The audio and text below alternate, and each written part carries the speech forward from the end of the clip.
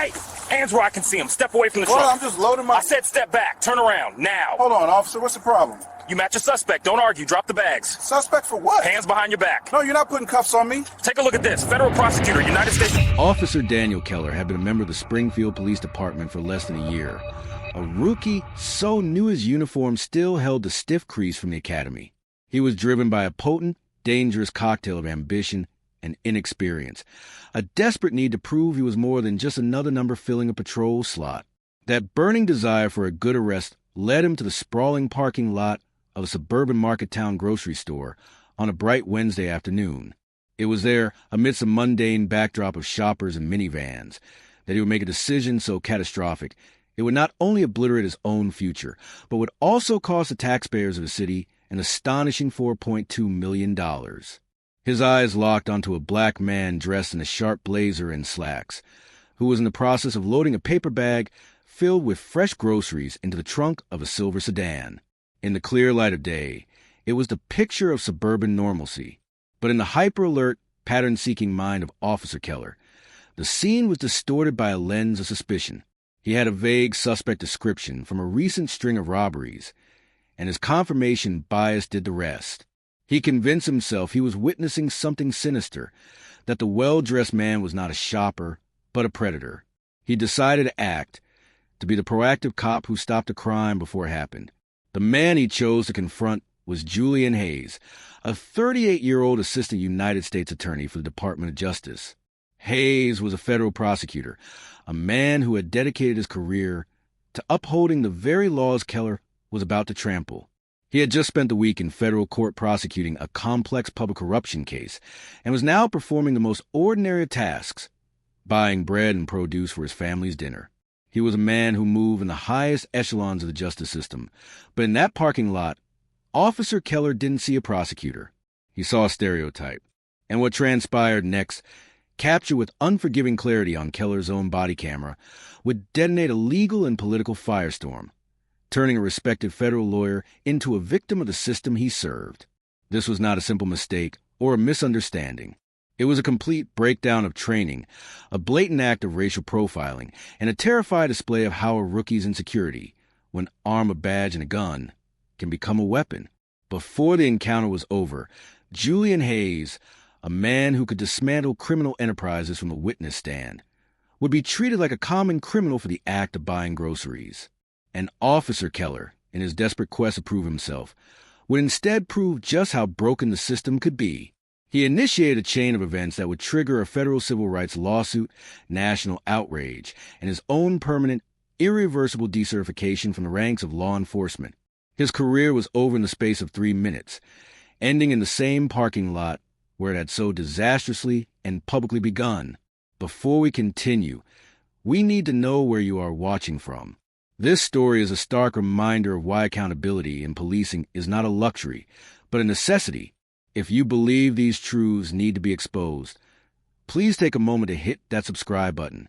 Your support amplifies our voice and helps us continue to bring these critical stories to light.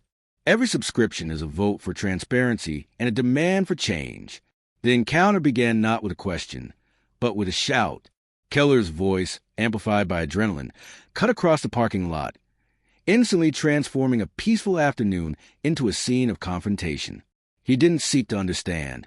He sought to dominate. Julian Hayes, whose entire professional life revolved around calm, methodical argumentation, was suddenly thrust into a scenario where logic had no place. The absurdity was staggering. 1 minute, he was deciding between sourdough and rye. The next, he was staring down the barrel of a rookie cop's catastrophic misjudgment. The stage was set for a collision between the man who enforced the law and the man who embodied it. Julian Hayes was a man who lived and breathed the law. At 38, he had already built a formidable career as a federal prosecutor with the U.S. Department of Justice. He was a street-level DA handling routine cases. His world was one of complex, high-stakes federal litigation. He specialized in untangling vast criminal conspiracies, taking on public corruption, organized crime, and sophisticated financial fraud. He was the kind of lawyer who could spend months, even years, building a single case, meticulously poring over thousands of pages of documents, financial records, and wiretap transcripts to construct an argument so airtight it was virtually indestructible in court. His colleagues in the U.S. Attorney's Office described him as methodical and unflappable. He possessed a quiet, intellectual intensity and a courtroom presence that was commanding without ever being theatrical. He didn't rely on fiery speeches. He relied on the overwhelming weight of evidence, presenting his cases with calm, surgical precision that left defense attorneys with little room to maneuver. He had successfully prosecuted corrupt politicians, dismantled multi-state drug trafficking rings, and put white-collar criminals who had stolen millions behind bars. He believed, with an almost religious fervor, in the power of the justice system to hold the powerful accountable and to protect the innocent. That Wednesday had been the culmination of a particularly arduous case. For the past 2 weeks, he had been the lead prosecutor in a trial against a city councilman accused of taking bribes in exchange for zoning variances. It was a grueling, high-profile case that had demanded 16-hour workdays and sleepless nights. Just that morning, after a tense 2-day deliberation, the jury had returned a verdict: guilty on all counts. It was a significant victory for Hayes and his team, a reaffirmation that no one was above the law. He had left the federal courthouse exhausted, but deeply satisfied, the weight of the trial finally lifting from his shoulders. Instead of going straight home, he decided to stop at the market town on his way. It was a simple, grounding ritual. After the intellectual combat of the courtroom, the ordinary act of grocery shopping felt refreshingly normal. He was no longer Assistant U.S. Attorney Hayes. He was just Julian, a husband and father picking up ingredients for dinner. He walked the aisles, his mind slowly shifting from legal statutes to his grocery list. He picked out a fresh baguette, some cilantro, and a few vegetables. He paid, walked out into the bright afternoon sun, and headed to his car, a modest silver Toyota Camry that spoke nothing of his high-power profession. He was in his own world, thinking about his kids, about the quiet evening ahead. He was dressed in the same suit he'd worn to court, though he'd shed his tie in the car. He was a picture of professional success, a man who had achieved a level of stature that few could dream of, yet he was engaged in the most relatable of human activities. He belonged in that parking lot as much as anyone. He was a taxpayer, a homeowner, a member of the community. He had every right to be there, a right secured by the very Constitution he had sworn an oath to support and defend. He had no way of knowing that his race, combined with his professional attire, would make him a target in the eyes of an officer who saw not a prosecutor, but a predator. The architect of justice was about to be subjected to the most profound and personal injustice of his life. Officer Daniel Keller was 10 months into his career, a tenure so brief that he was still learning the street names on his patrol route. At 25, he had entered the police academy with a vision of himself as a hero, a thin blue-line warrior standing between the innocent and the criminal element. He had been raised on a diet of action movies and cop shows, and he saw policing not as a service, but as a perpetual, low-grade war. He was physically capable, passing all the academy's tactical and firearms tests with ease, but his instructors had noticed a troubling gap between his physical confidence and his emotional maturity. His training records, which would later become a centerpiece of the federal lawsuit against him, painted a picture of a rookie who was dangerously eager. His first field training officer wrote, "Keller is proactive and highly motivated, but this motivation sometimes leads him to act on insufficient information. He needs to develop patience and learn to observe more before engaging." It was a polite, bureaucratic way of saying he was reckless. A subsequent FTO was more direct, documenting an incident where Keller nearly drew his weapon on a teenager for reaching into his pocket for a cell phone during a simple loitering stop. The FTO's report concluded, Keller exhibits a warrior-over-guardian mindset that is concerning. He defaults to seeing threats where none exist and escalates situations that could be resolved through simple conversation. Recommend he receive additional training in de-escalation and communication before being cleared for solo patrol. This recommendation was never acted upon. The Springfield Police Department was in the midst of a severe staffing crisis. Retirements had outpaced recruitment, and the pressure was on to get new officers out of training and into patrol cars as quickly as possible. Keller's flaws were noted, but in the calculus of administrative need, they were deemed an acceptable risk. He was cleared for solo patrol after the minimum required period, a decision that would prove to be a multi-million-dollar blunder. Now on his own, Keller felt an immense pressure to prove his FTOs wrong, to show the veteran officers at his precinct that he was not the hesitant, overthinking rookie his file suggested. He craved a good arrest, a serious felony bust that would earn him respect and validate his aggressive instincts. That Wednesday, he had been on patrol for 6 hours, a shift filled with nothing more exciting than a fender bender and a false burglar alarm. He was bored, antsy, and actively hunting for an opportunity. Earlier in the day, a bolo alert had gone out over the radio for a suspect in a series of daylight armed robberies at local convenience stores. The description was tragically generic: black male, medium build, wearing dark clothing. It was a description that could fit thousands of men in the city. But for an officer like Keller, primed by bias and a desperate desire for action, that vague description became a license to view any black man he encountered as a potential suspect. When he cruised through the Marketown parking lot and saw Julian Hayes, a well-dressed black man, placing items in the trunk of his car, Keller's mind made a dangerous leap. He ignored professional attire, the groceries, the calm demeanor. All he saw was black male, and his brain filled an arrest. This was his chance. This was the proactive policing he believed in. He wasn't going to wait for a 911 call. He was going to create the confrontation himself. His insecurity, now armed with the full authority of the state, was about to be unleashed on an unsuspecting and completely innocent man. The bright afternoon sun glinted off the silver paint of Julian Hayes' Camry as he leaned into the trunk. He had just placed a bag of produce inside and was reaching for his briefcase on the back seat when a sudden, aggressive shout shattered the peaceful atmosphere of the parking lot. "Hey! Hand where I can see him. Step away from the trunk." The voice was sharp, laced with adrenaline that felt completely out of place next to the shopping carts and station wagons. Hayes froze, his mind struggling to catch up. He slowly straightened up and turned toward the source of the voice. He saw a young police officer, Officer Keller, standing near the back of his car in a wide, aggressive stance, his hand hovering over his holstered firearm. The officer's face was a mask of grim determination. This wasn't a casual inquiry. It was a high-threat confrontation, and Hayes had no idea why he was at the center of it. "Whoa," Hayes said, his voice calm but tinge of confusion. He instinctively raised his hands to show he was not a threat. "I'm just loading my—" He began to explain, but Keller cut him off. "I said step back. Turn around. Now." The commands were rapid fire, designed to disorient and overwhelm, leaving no room for questions or clarification. It was a tactic for dealing with a dangerous, non-compliant suspect, not a man loading groceries.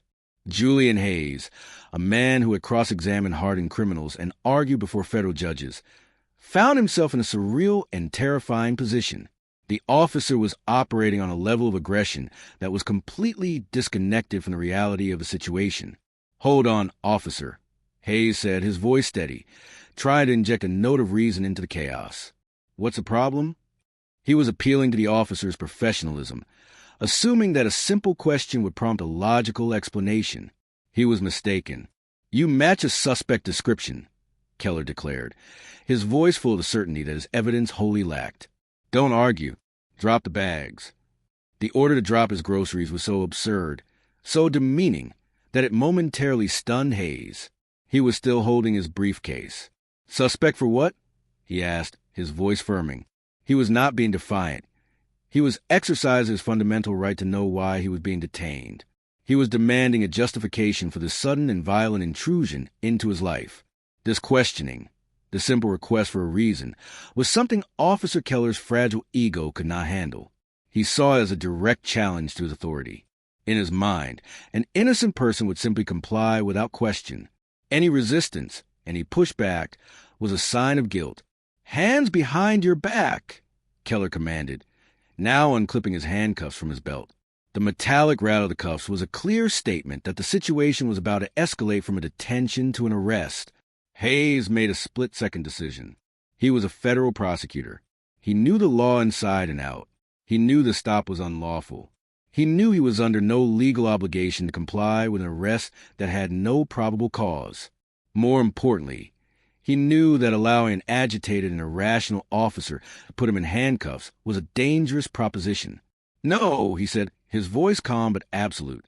"You're not putting cuffs on me. I haven't done anything wrong, and you know it."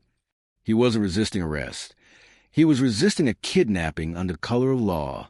That refusal, that assertion of his own rights, was the final spark that would ignite Officer Keller's explosive temper. The moment Julian Hayes said no, the dynamic in the parking lot shifted irrevocably. For Officer Keller, that single word was the ultimate act of defiance. It was a rejection of his authority, a violation of the script he had played in his head where the suspect submits and a heroic cop saves the day. His face flushed with anger. He took a menacing step forward, his hand reaching out as if to physically force Hayes into compliance. "I'm not going to tell you again," he snarled. But Julian Hayes was not an ordinary citizen.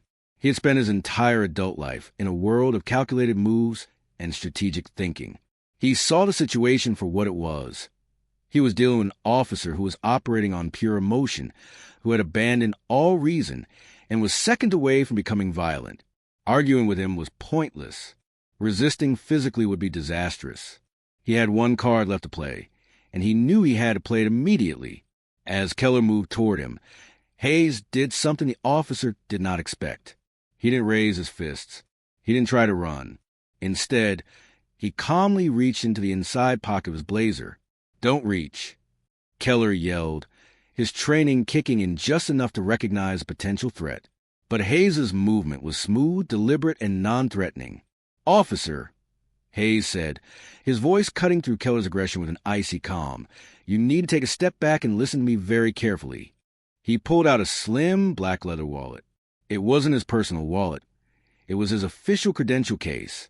He flipped it open with a practiced motion. Inside, gleaming in the afternoon sun, was a golden badge embossed with the seal of the United States Department of Justice. Next to it was his official identification card, bearing his photo, his name, and his title. "Take a look at this," Hayes said, his voice now devoid of any pleading or confusion. It was a voice he used in the courtroom, a voice of pure, undeniable authority. He held the credentials out for Keller to see. Federal Prosecutor, United States Department of Justice. The words hung in the air, each one a hammer blow to the flimsy reality Officer Keller had constructed. Do you believe law enforcement officers should face immediate suspension pending investigation when they refuse to verify the credentials of another government official? Let us know your thoughts below. Officer Keller froze.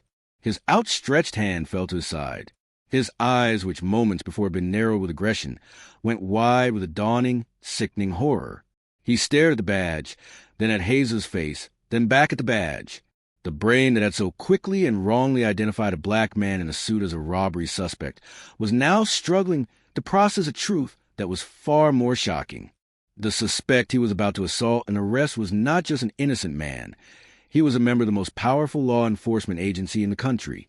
He was, in the intricate hierarchy of the justice system, a figure who vastly outranked him. The silence that followed was deafening. The entire confrontation had lasted less than 2 minutes. But in that time, Officer Keller had traveled from arrogant enforcer to a man staring into the abyss of his own ruined career. The power dynamic had not just shifted. It had inverted with the force of a tectonic plate. Julian Hayes was no longer the suspect. He was the victim, the witness, and ultimately, the one who would hold the system accountable. Officer Keller had come looking for a bad guy, and in his reckless pursuit, he had found one, himself. The body camera was still recording, capturing every detail of the rookie's slow-motion professional collapse. The evidence was not of Julian Hayes' guilt, but of Daniel Keller's own profound and irreversible incompetence. The transformation in Officer Keller was immediate and absolute. The aggressive posture, the commanding tone, the aura of unquestionable authority. It all evaporated in an instant, replaced by the pale, slack-jawed shock of a man who had just realized he'd made a fatal mistake. He stood frozen, his eyes locked on the federal credentials, his mind frantically trying to find a way to rewind the last 120 seconds of his life. He had built a fortress of suspicion around himself, and Julian Hayes had just leveled it with a single, irrefutable fact. That could be... Keller stammered, his brain trying to cling to the last vestiges of his initial theory. but the words died in his throat. The credentials looked real. The man holding them carried himself with an authority that was now unmistakable. The lie was no longer sustainable, and the weight of the truth was crushing. Julian Hayes did not gloat. He did not say, "I told you so." He simply held his credentials steady, his gaze unwavering, allowing the reality of the situation to fully sink in. He then calmly stated, "Officer, my badge number is on that card. My name is Assistant U.S. Attorney Julian Hayes. I suggest you get on your radio right now and request a supervisor to this location immediately." It was no longer a plea. It was a directive. He was now dictating the terms of the encounter, using the very protocols that Keller had ignored.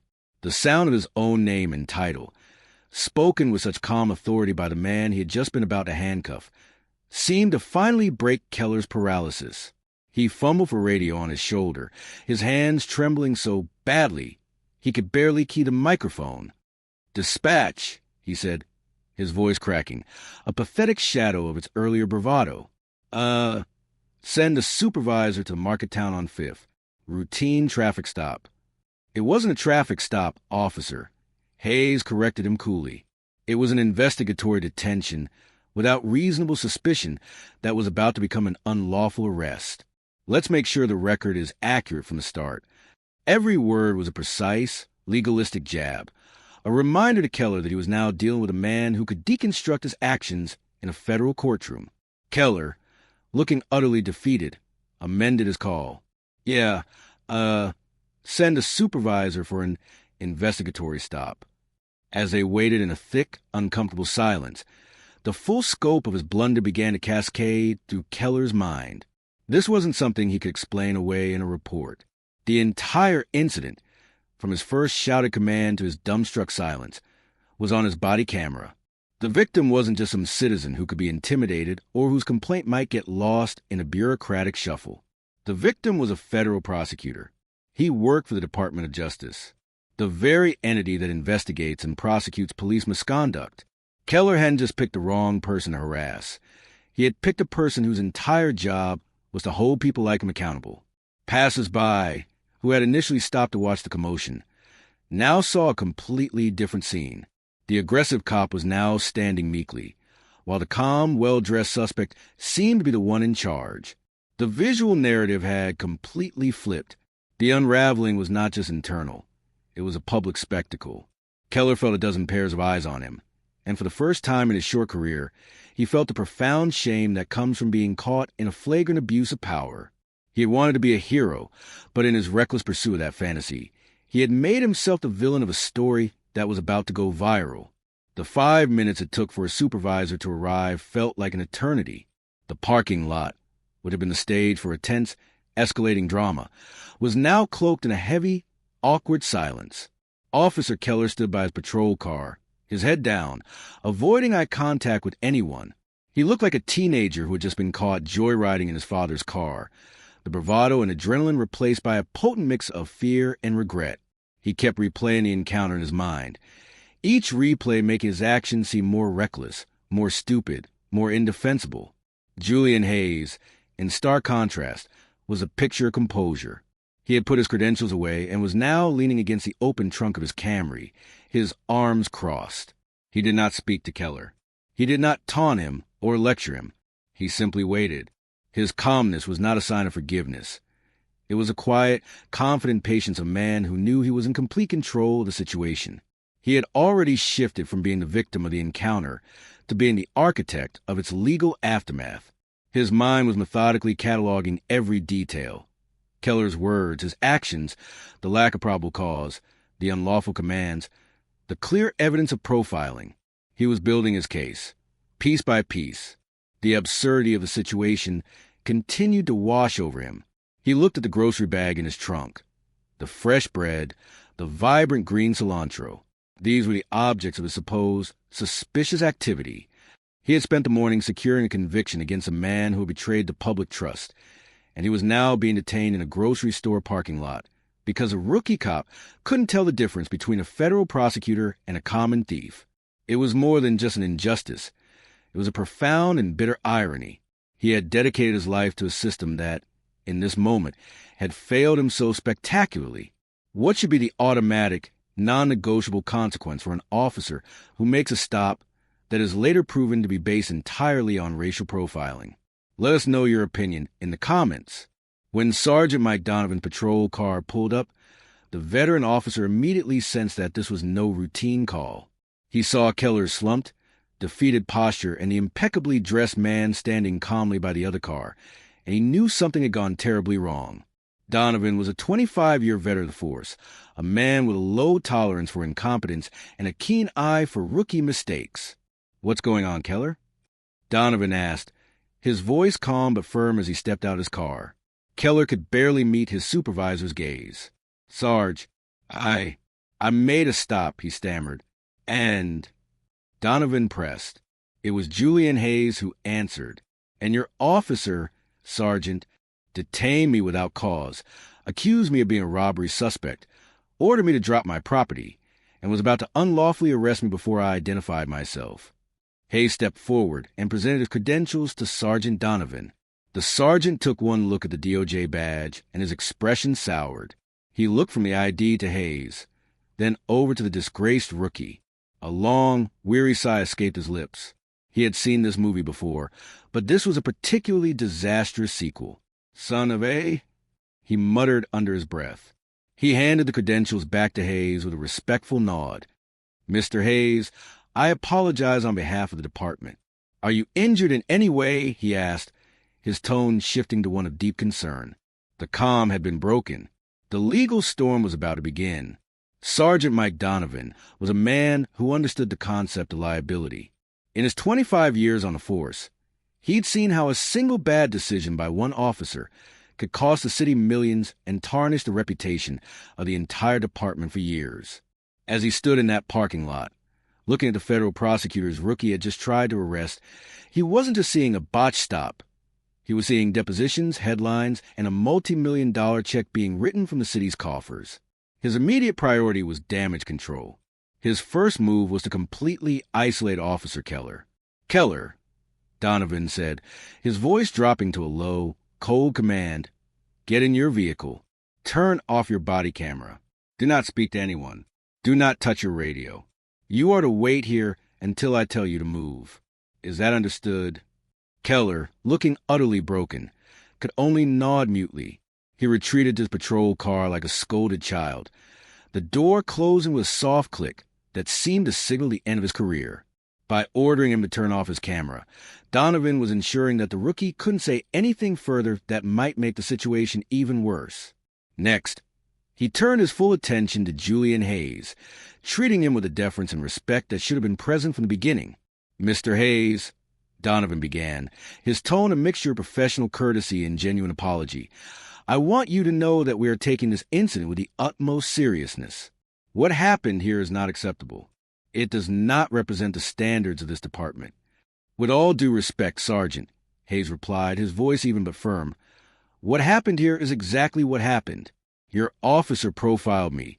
He escalated the situation based on my race, and he refused to listen to reason. That is a failure of training and a failure of supervision."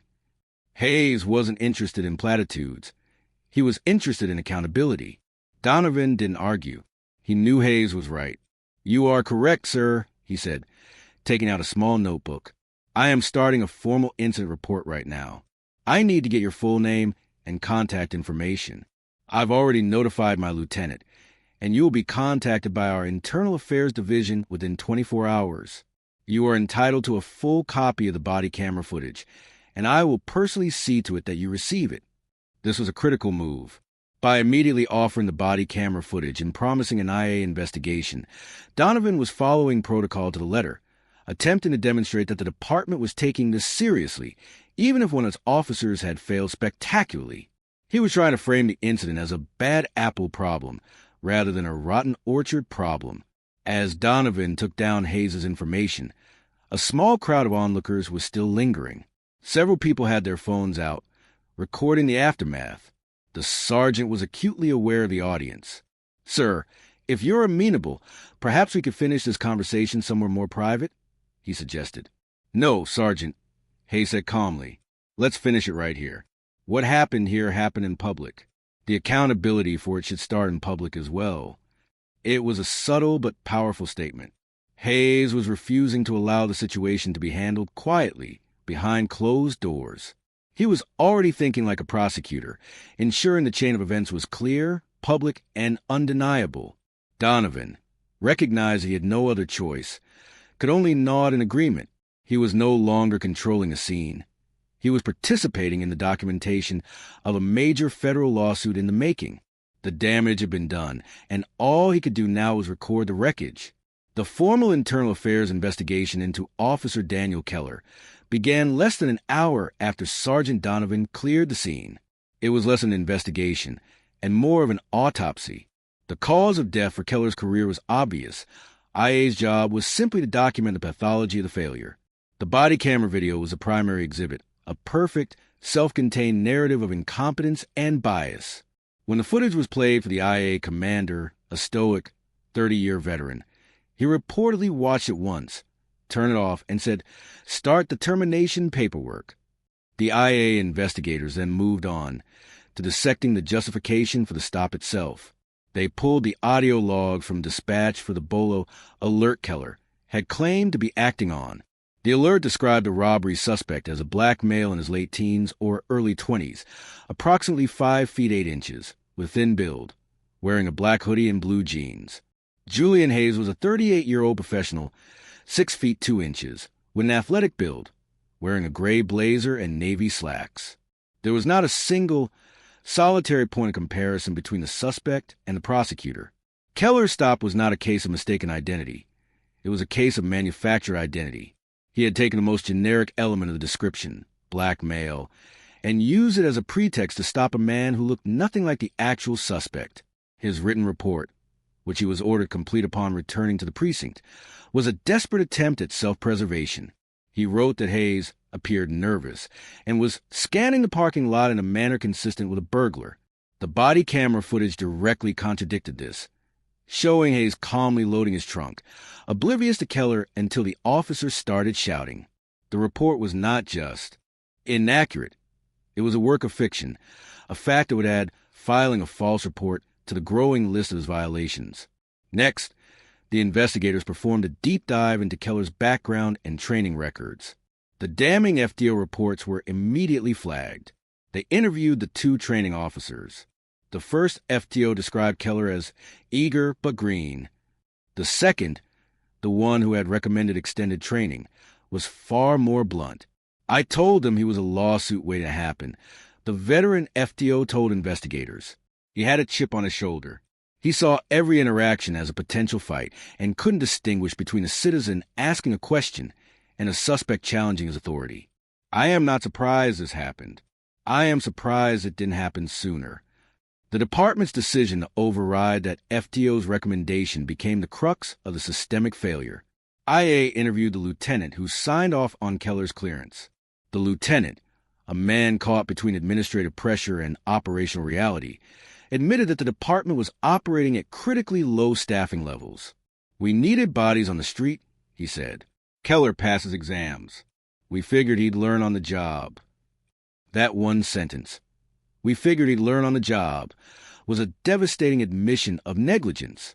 The Springfield Police Department had consciously decided to let its citizens be the guinea pigs for an officer they had been explicitly warned was not ready for solo patrol. The IA report, completed in a record 48 hours, was a scathing indictment.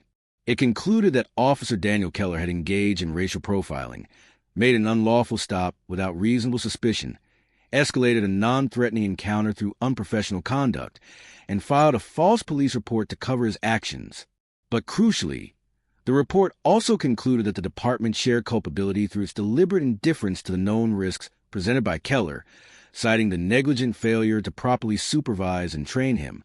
The report was a legal grenade, and it provided Julian Hayes with all the ammunition he would need for the federal lawsuit that was to come. Julian Hayes did not wait for the internal affairs investigation to conclude. The moment he returned home from the grocery store, after explaining to his bewildered wife why their dinner preparations had been so violently interrupted, he made 2 calls. The first was to his boss, the United States Attorney for the district. The second was to a trusted colleague in the Civil Rights Division of the Department of Justice in Washington, D.C. The incident was no longer a local police matter. It had escalated to the federal level. The reaction from his superiors was one of shock, fury, and unwavering support. The idea that one of their own prosecutors had been treated like a common criminal by a local police officer was an institutional insult of the highest order. The DOJ's interest in the case was now twofold. Not only was it a clear violation of a citizen's civil rights, but the victim was also a member of the federal law enforcement family. This ensured the incident would receive a level of scrutiny that few cases ever do. Within days, the DOJ's Civil Rights Division had opened its own preliminary inquiry into the Springfield Police Department. This was a significant escalation. An IA investigation is a department policing itself. A DOJ inquiry is the federal government investigating a local police department, a far more serious and ominous development for the city. Federal investigators formally requested all of Keller's training records, the Bolo alert, the dispatch logs, and most importantly, the unedited body camera footage. The city and the police department were now facing a two-front war. On one side, they were preparing for the inevitable multi-million-dollar civil lawsuit from Hayes. On the other, they were now under the microscope of the most powerful law enforcement agency in the country. The DOJ wasn't just interested in the actions of Officer Keller. They were interested in patterns and practices. They wanted to know if Keller's behavior was an anomaly or a symptom of a deeper, more pervasive cultural problem within the Springfield PD. The federal inquiry had a chilling effect on the city's leadership. The mayor and the police chief, who might have otherwise tried to downplay the incident or defend their officer, were now forced into a position of complete cooperation. They knew that any attempt to stonewall or obstruct the DOJ's investigation would be met with federal subpoenas and potentially even a consent decree, a court-order reform agreement that would put the department under federal oversight for years. The case also became a major national news story. The body camera footage, initially leaked to a local news station, was picked up by national cable news networks and went viral online. The image of the calm, well-dressed federal prosecutor being accosted by the aggressive rookie cop became a potent symbol of the ongoing national debate about policing and race. The headline wrote itself: "Racist Cop Tries to Arrest Federal Prosecutor for Loading Groceries." The story had every element of viral outrage, a clear injustice, a sympathetic and powerful victim, and undeniable video evidence. The Springfield Police Department became the latest poster child for bad policing, and the public pressure for accountability was immense. The federal government was watching, and so was the entire country. Exactly 1 month after the incident, the civil lawsuit landed on the desk of the Springfield City Attorney.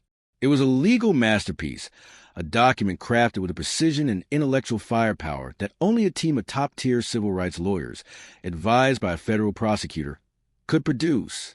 The plaintiff was Julian Hayes.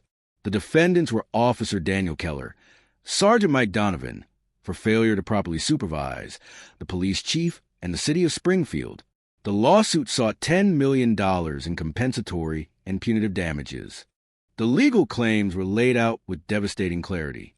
Count 1 was for Fourth Amendment violation of an unlawful stop and seizure, arguing Keller had no legal basis to detain Hayes.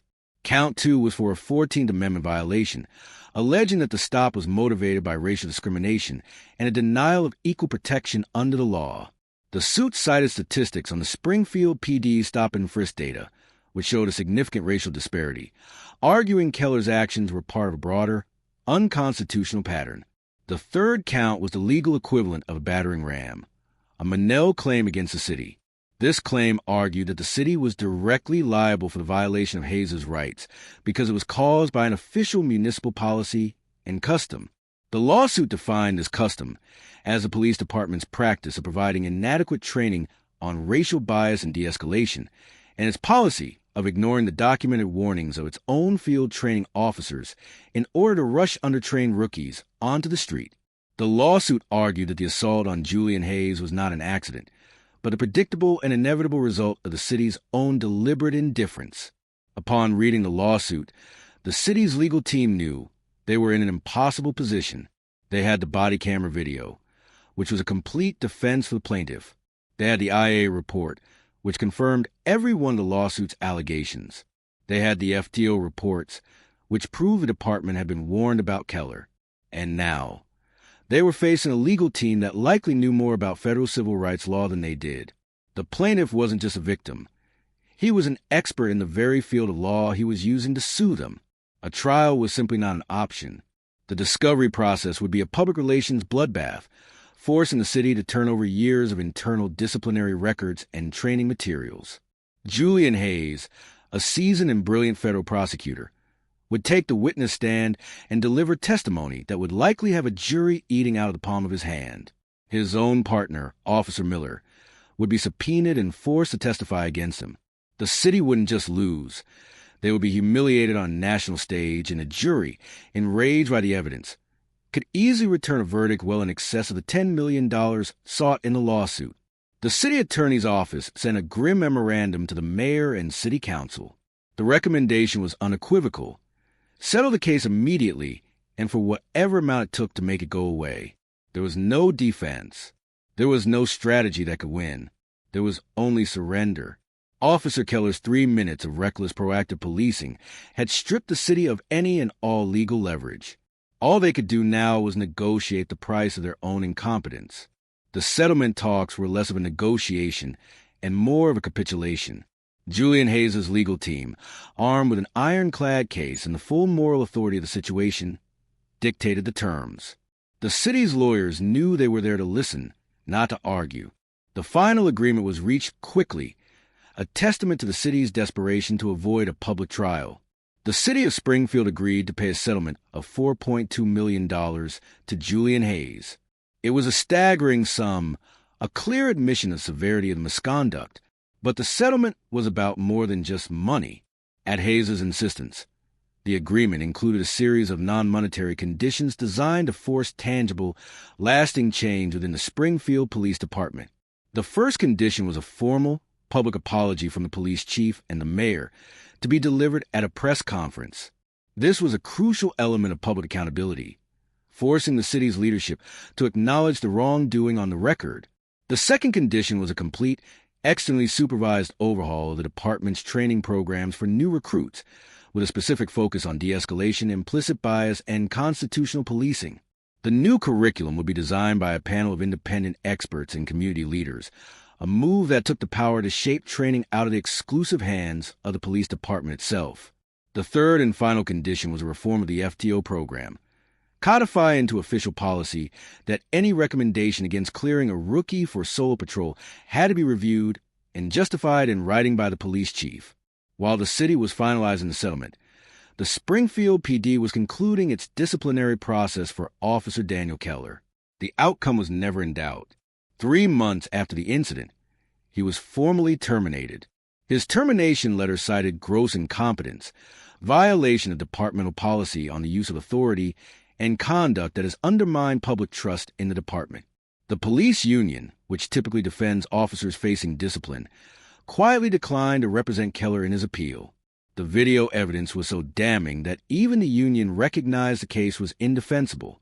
Following his termination, the department submitted his file to the state's Peace Officer Standards and Training Commission, which permanently revoked his law enforcement certification. His name was added to the National Decertification Index. In less than a year, Daniel Keller had gone from a hopeful rookie to a man who could never legally work as a police officer anywhere in the United States again.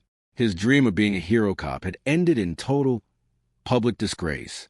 The $4.2 million settlement, funded by the city's taxpayers, became a symbol of the true cost of bad policing.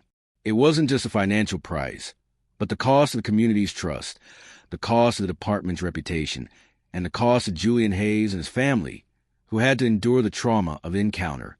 The money was not a prize. It was a penalty, a massive fine levied against a system that had failed at every level. It was the most expensive apology the city had ever had to make, and it was delivered not in words, but in dollars.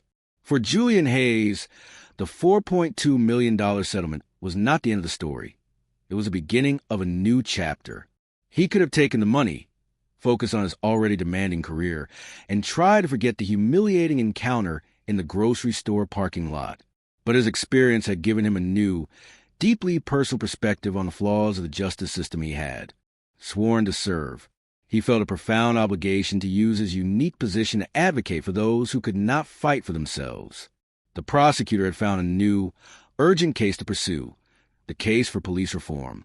He began by becoming a vocal and powerful voice on the national stage. He gave carefully selected interviews to major news outlets, not to sensationalize his own story, but to dissect the systemic failures that had made it possible. In every interview, he returned to the same powerful theme. I had every advantage, he would explain with a calm, analytical precision. I am an officer of the court. I understand the law. I remain calm. I had irrefutable credentials. The entire encounter was recorded, and despite all of that, I was still profiled, still verbally abused, and I was seconds away from being physically assaulted and wrongfully arrested. If the system can fail a federal prosecutor so completely in broad daylight, what hope does a poor kid in a rough neighborhood have on a dark night when there are no cameras and no witnesses? This question became his rallying cry. He began working directly with the Department of Justice's Civil Rights Division, not as a victim, but as a subject matter expert, helping them develop new training protocols for police departments across the country. He co-authored a set of best practice guidelines for constitutional and bias-free policing, which were distributed by the DOJ to thousands of law enforcement agencies. He used his own body camera footage as a training tool, a real-world example of how quickly confirmation bias and a lack of emotional control can lead a seemingly routine stop to the brink of disaster. He also became a highly sought-after speaker, addressing law school students, bar associations, and police leadership conferences. He spoke with a unique, dual perspective, that of a top prosecutor and that of a victim of police misconduct.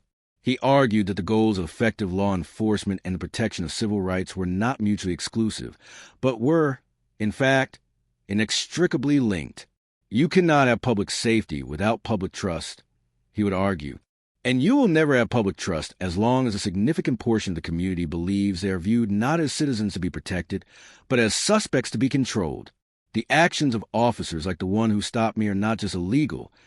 They are a cancer on the entire profession of law enforcement. He dedicated a significant portion of his settlement money to establishing a nonprofit foundation, the Hayes Initiative for Police Accountability, which provides funding for public defender offices and civil rights organizations that represent victims of police misconduct. He had seen the system from both sides, and he was now using his resources, his intellect, and his powerful platform to try and balance the scales of justice for everyone. The rookie cop had tried to make him a statistic. Instead, he had turned him into a reformer. The settlement agreement forced upon the city of Springfield was more than just a financial penalty. It was a legally binding blueprint for reform. The changes, implemented under the watchful eye of Julian Hayes' legal team and the community oversight panel, were deep, structural, and designed to prevent another Daniel Keller from ever making it onto the streets. The most immediate and impactful reform was the transformation of the FTO program. The new Hayes rule became a cornerstone of the department's policy. It created a multi-layer review process for all rookies, where the evaluations of at least 2 different FTOs were required for clearance.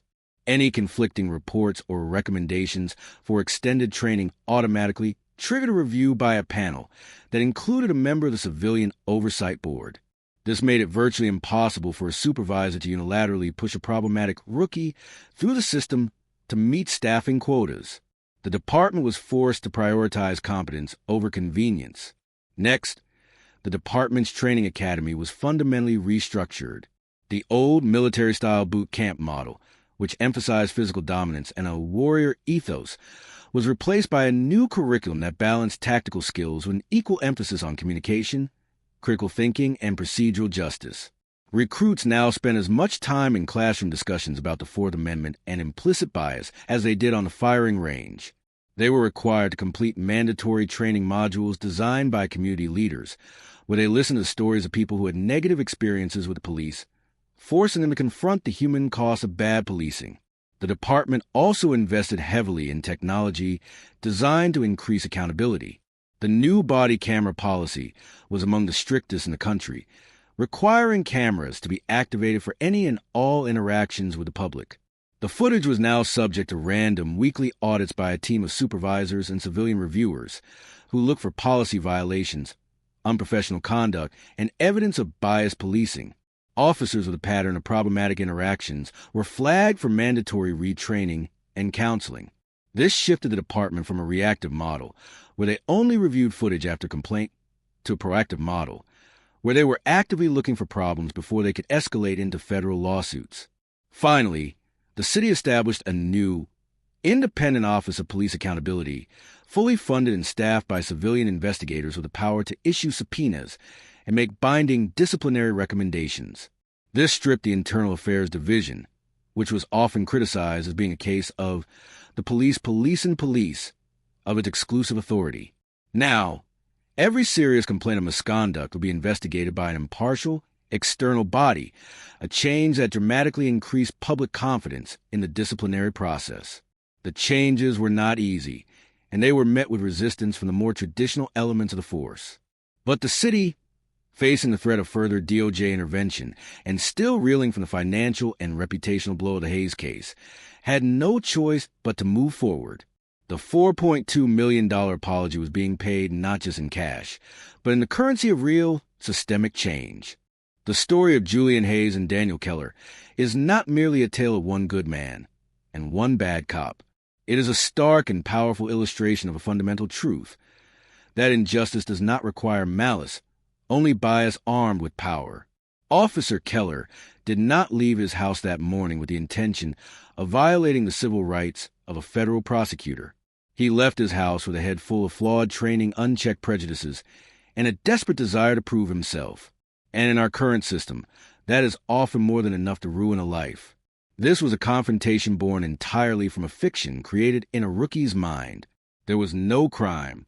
There was no threat. There was only a black man in a place where the officer's internal blueprint said he shouldn't be. The suit, the nice car, the calm demeanor, none of it mattered. The evidence of reality was no match for the power of a stereotype. Keller saw what he was conditioned to see, and he acted accordingly. The entire brutal encounter was a solution to a problem that never existed. The system that allowed this to happen is the one that must be held accountable. A system that tells its officers to trust their gut without teaching them that their gut can be poisoned by a lifetime of subconscious bias. A system that, under administrative pressure, prioritizes filling patrol cars over ensuring the officers in them are psychologically and emotionally prepared for the immense power they wield. Daniel Keller was a symptom of a sickness, and his career-ending failure was a predictable outcome of a system that set him up for it. Julian Hayes represents the best of what our justice system is supposed to be: logical, evidence-based, and dispassionate. He was subjected to the worst of it, arbitrary, biased, and driven by ego. The fact that he was able to turn his own violation into a catalyst for profound, systemic change is a testament to his character.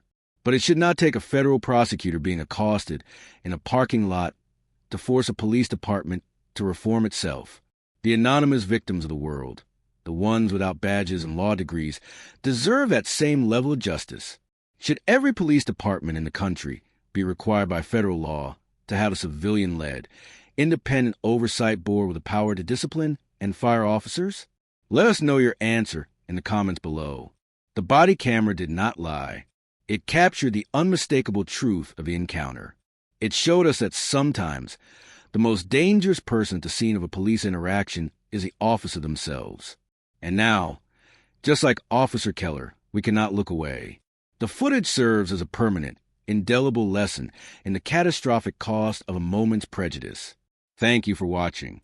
If you believe that we must continue to drag these truths into the light, that true reform only begins when we are brave enough to confront the unvarnished reality of these encounters, then please hit that subscribe button. We will continue to tell these stories. We will continue to demand accountability, because the fight for a just and equitable system is a fight for all of us.